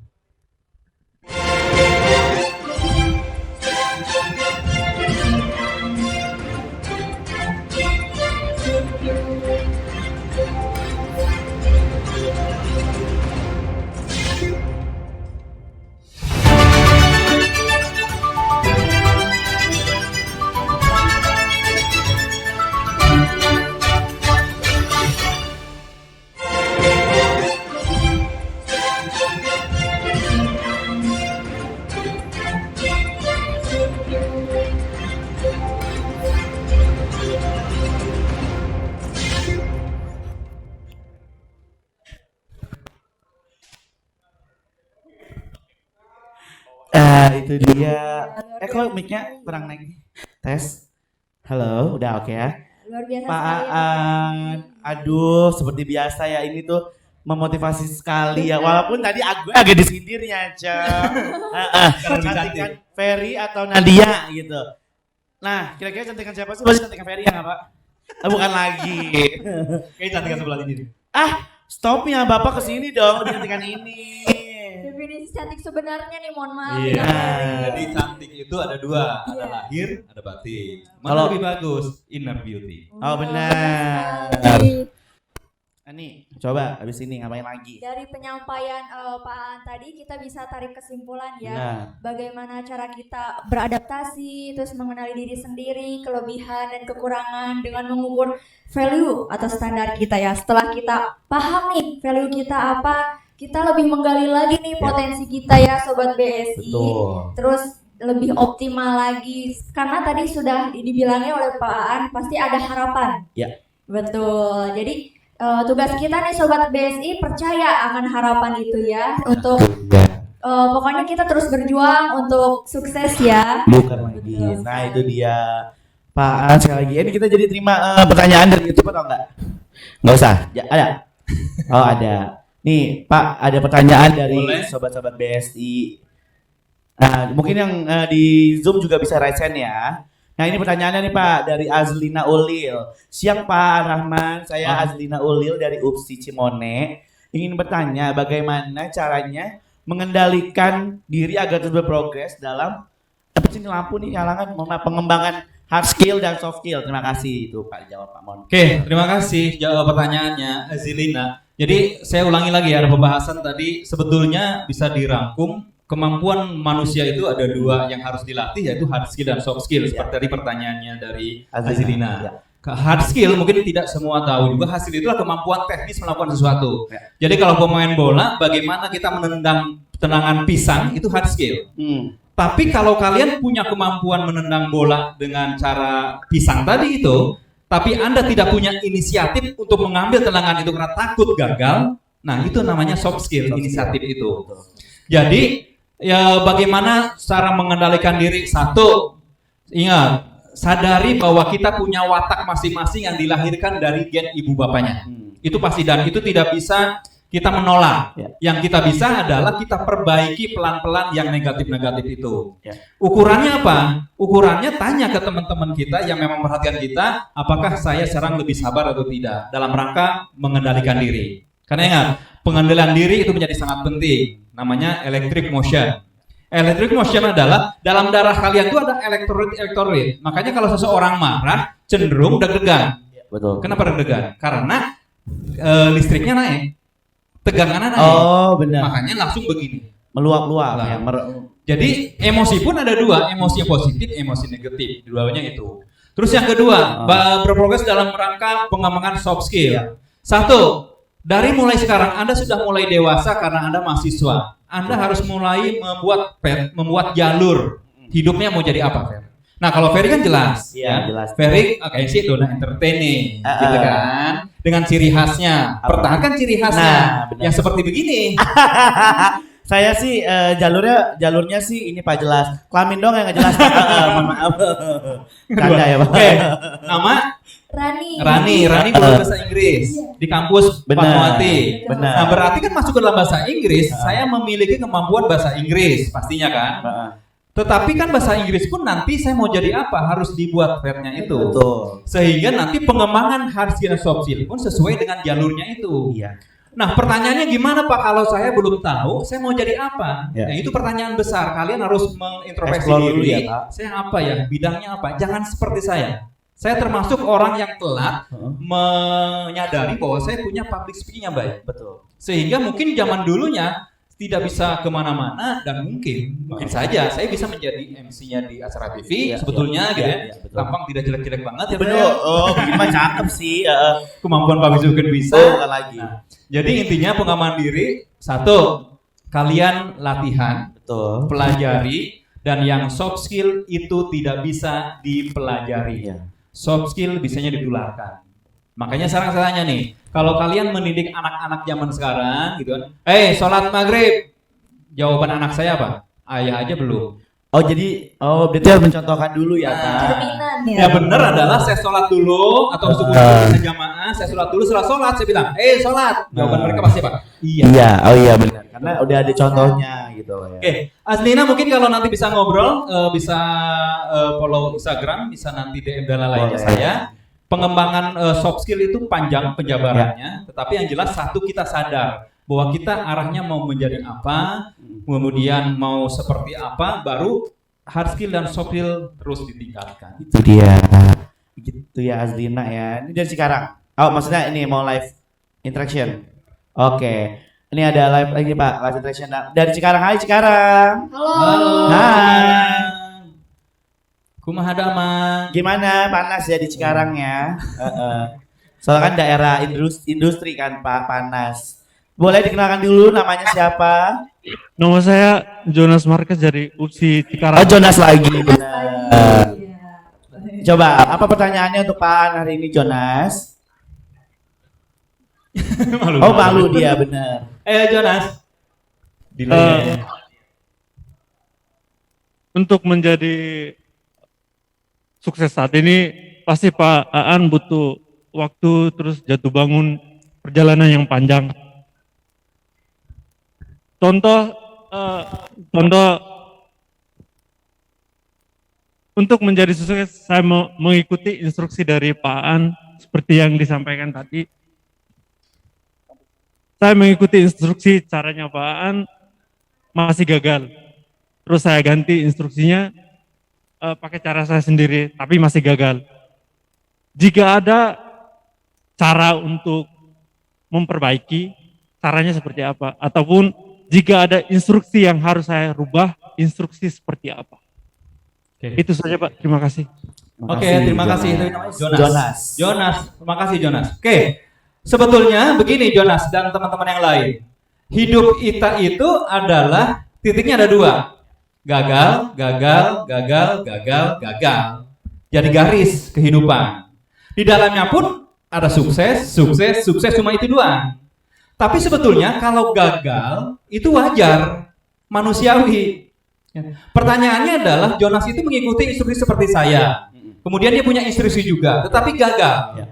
Ingat, perjalanan hidup kita itu ada yang mengatur. Siapa, Per? Siapa Pak? Yang di atas. Tuhan. Oke. Kalau Jonas membaca bukunya Stafet Cafe 90/10. 90% hidupnya kita itu adalah tergantung apa yang kita lakukan. Betul. 90% kita bisa bahagia tergantung kita seperti apa memaknai hidup. Betul. Tapi ingat, ada 10% yang sangat kecil dibandingkan 90, tetapi sangat menentukan ya. Eksekusi dari siapa? Dari Tuhan. Betul. Oke, Jonas. Satu, kalau kamu gagal, mungkin Tuhan tidak meridhoi, itu bukan bidangnya kamu. Ya. Kamu harus mencari bidang lain yang mungkin gitu ya, diridhoi oleh orang tua kamu, diridhoi oleh Tuhan kamu. Betul. Saya masih ingat, dulu saya tidak mau menjadi seorang guru karena orang tua saya dua-duanya guru. Dan dia bilang, ayah saya selalu bilang, An, kalaupun kamu mau menjadi guru, saya tidak mau kamu guru SD. Kenapa? Karena bapak kepala sekolah SD. Berarti kamu harus lebih tinggi dibanding saya. Dan alhamdulillah saya menjadi seorang dosen, kan naik beberapa level. Jadi Jonas, kalau gagal, lebih baik gagal. Jadi gini nih analoginya. Seseorang yang berani menikah, lalu gagal, lalu bercerai, itu lebih baik dibandingkan orang yang tidak berani menikah. Betul. Kenapa begitu? Karena kalau dia menikah dan gagal, dia bisa belajar dari hidupnya, bisa belajar dari pernikahannya untuk memperbaiki yang lebih baik yang selanjutnya. Jadi dirinya menjadi lebih dewasa, lebih bijak, bisa menghargai orang lain dan seterusnya. Dibandingkan orang yang kerdil, tidak mau menikah gara-gara ketakutan. Jadi biarkan aja Jonas, ulangi lagi. Kamu baca Thomas Alva Edison, bagaimana dia membuat formula-formula untuk menemukan sesuatu dan berapa ribu kali dilakukan. Dan tadi gambaran Buffett, itu gagalnya orang yang sukses itu tidak hanya sekali, pasti beberapa kali. Betul. Seperti Ferry, Paan Betul. pernah nggak Paan gagal dalam MC? Mungkin pernah, Betul. gitu. Tapi kan dari situ kita bisa belajar. Betul. Yang benarnya itu adalah bukan kegagalan yang kita ratapi, tapi adalah analisa, lalu perbaiki kegagalan di mana, lalu analisa dulu, saya tuh bakatnya di situ atau tidak, passion atau tidak, kemudian kemampuan saya mendukung atau tidak, gitu. Nah, Gambaran. itu dia Jonas ya. Jonas, begitu. Jadi terus aja coba Jonas. Kamu masih muda, belum punya istri, belum punya anak. Terus Anda semakin coba, semakin baik karena Anda bisa menilai nanti. Itu dia. Semakin banyak experience yang kamu lakukan, lebih baik. Betul Iya. sekali. Jangan takut mencoba ya Pak. Iya betul, intinya itu. Iya. Oke, nah selanjutnya ini ada dari Kampus Pemuda ya. Hai, Kampus Pemuda. Hai. Coba mic-nya nyalain. Tes. Ya. Dengan siapa? Halo, selamat siang. Siang. Saya Gama Finaldi dari Kampus Pemuda. Saya mau tanya Pak mengenai kepemimpinan. Setiap manusia itu kan memiliki sifat dan karakter yang berbeda-beda.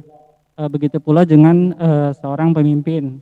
Seorang pemimpin juga pasti memiliki cara masing-masing untuk memimpin suatu organisasi atau pekerjaan. Pada saat kita jadi pemimpin kan pasti ada waktunya untuk kita dituntut membuat sebuah keputusan. Setelah kita membuat keputusan, terkadang sebuah keputusan sulit untuk memuaskan berbagai pihak. Yang ingin saya tanyakan Pak, bagaimana caranya Bapak menanggapi orang-orang yang kurang puas dengan keputusan Bapak dan kurang suka dengan cara Bapak mengerjakan tugas sebagai seorang pemimpin. Itu, Pak, terima kasih. Namanya siapa tadi? Gamal ya. Gamal. Oke, Gamal kayaknya seorang pemimpin. Lagi pemimpin. Oke. Duduk di depan soal itu. Sebenarnya sih ada materi tertentu tentang leadership. Mungkin nanti kapan-kapan di Ormawa bisa ya Pak Suhan tentang leadership ya Pak. Oke, leadership itu adalah kan kata asli dari lead. Benar. Bahasa Indonesia unggul. Berarti ada keunggulan. Pertanyaannya adalah kalau saya membuat keputusan, itu kan ada dua. Ada keputusan yang terprogram, ada keputusan yang tidak terprogram. Seorang pemimpin sangat mudah mengambil keputusan kalau terprogram. Contoh, ini karyawan saya pendidikannya ini, gajinya sekian, itu enak. Ada ininya, SOP-nya. Tapi kalau contoh kebijakan yang diambil tidak terprogram, itu sangat sulit. Kita sebagai seorang pemimpin tidak bisa memuaskan semua anak buah kita. Sama kayak kita hidup.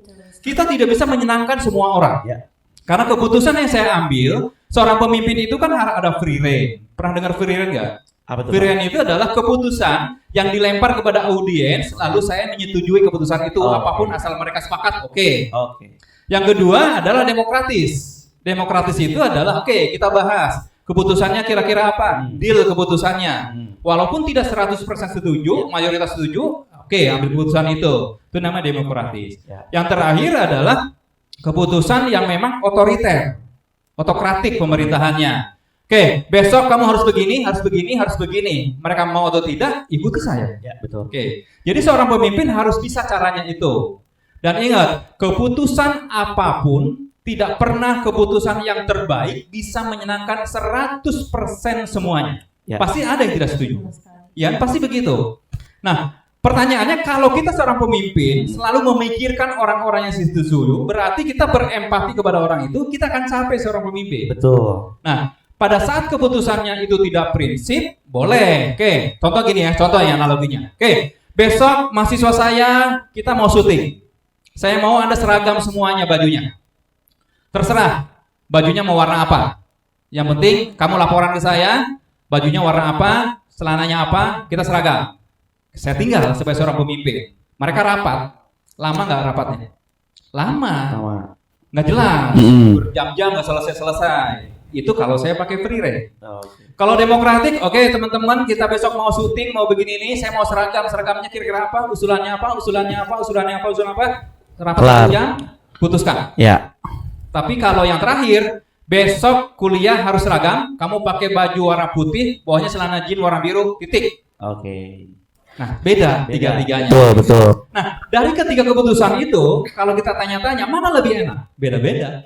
Ya, beda-beda. Betul. Kalau contoh yang otokratik, otoriter, waduh, saya nggak punya nih baju putih. Dia akan berusaha. Kalau nggak, you get out. Jadi gitu. Saya ulang lagi, tadi namanya? Gamal. Tidak mungkin kita memutuskan semua keputusan itu adalah menyenangkan semua orang. Tapi yang paling penting kita punya latar belakang pengambilan keputusan itu. Ya. Yang penting bisa dikomunikasikan. Kenapa saya ngambil A? Karena begini dan seterusnya. Oke, begitu ya, Gamal. Nah, itu dia Gamal ya. Terima kasih juga untuk pertanyaannya Gamal dan juga untuk tadi yang udah nanya ya. Iya. Masih itu dia Pak Aan. Terima kasih Pak Aan atas Oke, waktunya. sama-sama. Ya kan?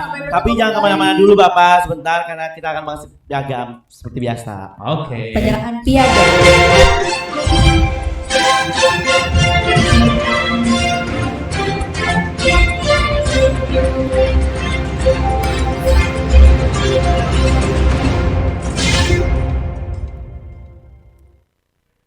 Ya, untuk memberikan piagam ini saya mengundang kepada Bapak Wakil Rektor 2 Bidang Non-Akademik Bapak Suharyanto MKom.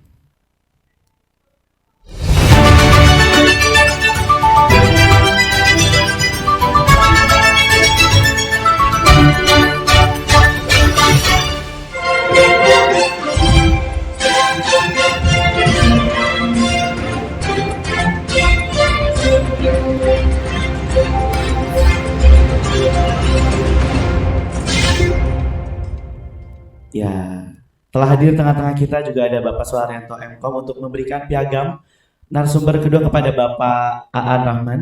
Silakan Bapak. Iya. Boleh tepuk tangan, boleh.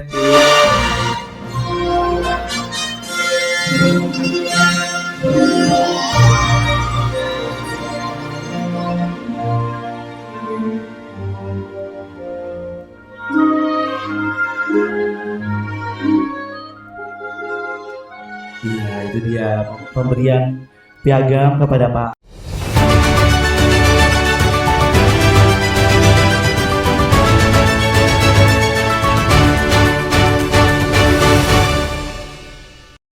Itu dia tadi kita udah ada mendengarkan motivasi ya kan dari Pak Aan.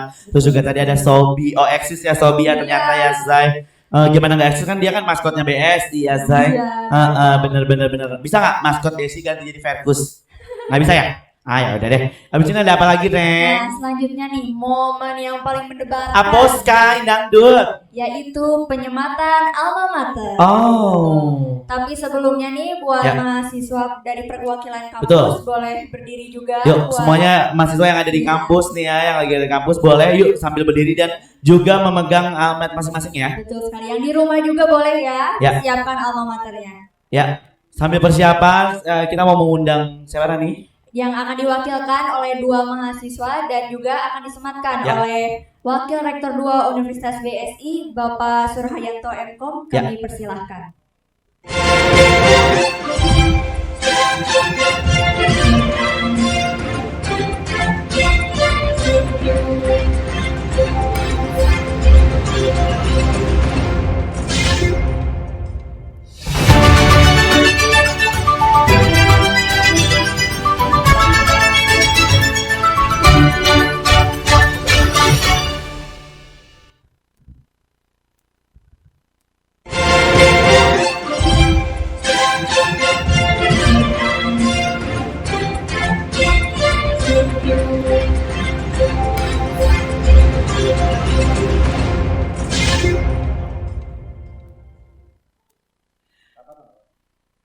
Nah, jadi biru ya di sini badannya. Kita lupa banget ya. Nah, di tengah-tengah kita juga sudah ada 2 perwakilan dari mahasiswa dan juga Bapak Suharyanto MKom ya. Kalian mau ngapain Rani? Baik, kita sama-sama ya menyematkannya ya. Kita hitung mundur nih Kak Ferry. Ya, sebelumnya juga yang di kampus juga mempersiapkan ya albumnya masing-masing ya. Dari masing-masing kampus juga. Tapi sebelumnya nih welcoming kita speech ya. dengarkan dulu nih welcoming Betul. speech dari Bapak Surhayanto, kami persilahkan. Ya. Sembari nanti Pak Suharyanto memberikan welcoming speech juga kepala kampusnya disiapkan untuk seluruh mahasiswanya. Silakan Pak Suharyanto. Waktu dan tempatnya kami persilakan. Bismillahirrahmanirrahim. Cek. Baik, bismillahirrahmanirrahim. Assalamualaikum warahmatullahi wabarakatuh. Selamat siang semuanya.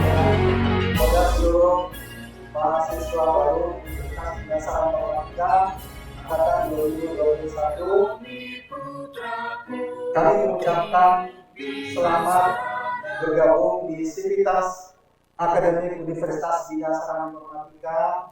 Semoga rangkaian kegiatan PKKMB yang sudah dilaksanakan dan masih nanti akan dilaksanakan sampai beberapa minggu ke depan ini dapat memberikan satu pencerahan kepada seluruh mahasiswa baru agar lebih semangat lagi dalam menempuh perkuliahan di kampus Universitas Bina Sarana Informatika. Sebelum penyematan, izin Kak Ferry, saya Silakan Bapak. akan memberikan sedikit pantun. Boleh. Untuk motivasi. Boleh. Oke. Makan kue sagu campur gula aren. Cakep. Makannya di bawah pohon rindang sambil sagu. Cakep. Ayo mahasiswa baruku yang keren-keren, semangat meraih prestasi gemilang bersama kampus UB. Nah itu dia, wow. Pasti mereka semua sudah pada siap tentunya ya Pak, ya kan. Langsung aja, sudah Pak? Nah, Pak Suar di tengah dua mahasiswa, boleh maaf, Neng kesana dikit Neng, kesana. Nah, Pak Suar tengah-tengah. Nah, ini dia. Inilah waktunya penyematan alma mater pada dua mahasiswa. Ya, yuk dalam hitungan 3 kita bareng-bareng semuanya ya untuk menggunakan alma mater. Oh, Pak Suar, oke. Boleh, ya, dibuka dulu, mohon maaf. Iya. Ya. Hitungan ketiga kita bareng-bareng pakai semuanya di kampus juga boleh ya. Bareng-bareng kepala kampusnya juga, Bapak kepala kampusnya. Ya, bareng-bareng ya kita mulai dari 1, 2, 3. Ya, dengan memakan materi sudah resmi ya. Jadi mahasiswa Universitas Bina. Betul, itu dia ya. Semoga nantinya penyematan alma mater ini Nah, oh agak ada venti ya, saya aduh ventinya agak mendadak nih, nanti aku agak takut banget nih jujur nih. Halo dia. Bosan. Aduh, siapa yang nyapu nih, bikin ngebul aja deh ah. Aduh, siapa yang mau nyapu nih ya kan? Makasih ya. Tapi sebelumnya tutup on stage karena habis ini kita mau ada apa lagi Rani? Habis ini kita akan sama-sama membacakan atau mendengarkan deklarasi. Betul. Yang dimana ada anti narkoba, anti radikalisme, Ya. dan anti perundungan. Ya.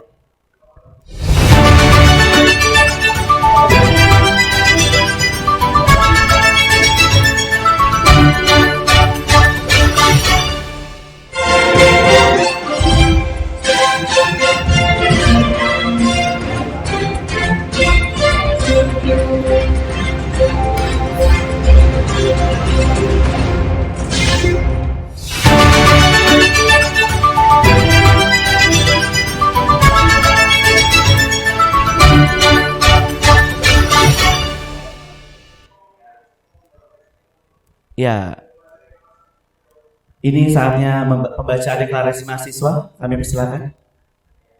Deklarasi mahasiswa.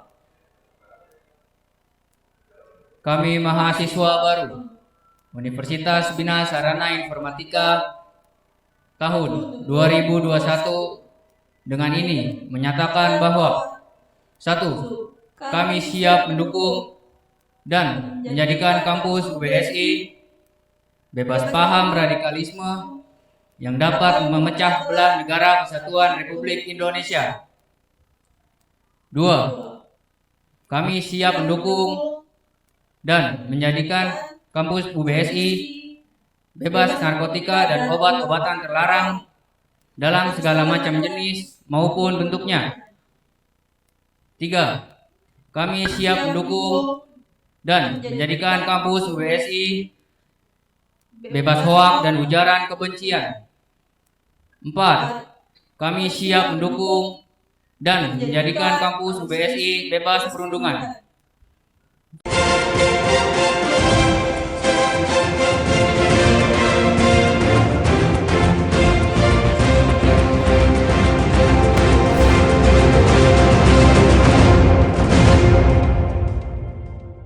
Sobi makasih juga ya, cakep. Gerah banget nih gue roman-roman yang gue lihat-lihat nih. hawa napasnya napas neraka banget gue lihat tadi. Yang sabarnya Sobi ya. Ya udah, akhir kata saya Ferry Kusuma. Saya Alia Jaksani. Terima kasih sudah menyaksikan Sembilan Motivasi 2021 Beyond Impression. See you tahun depan ayam.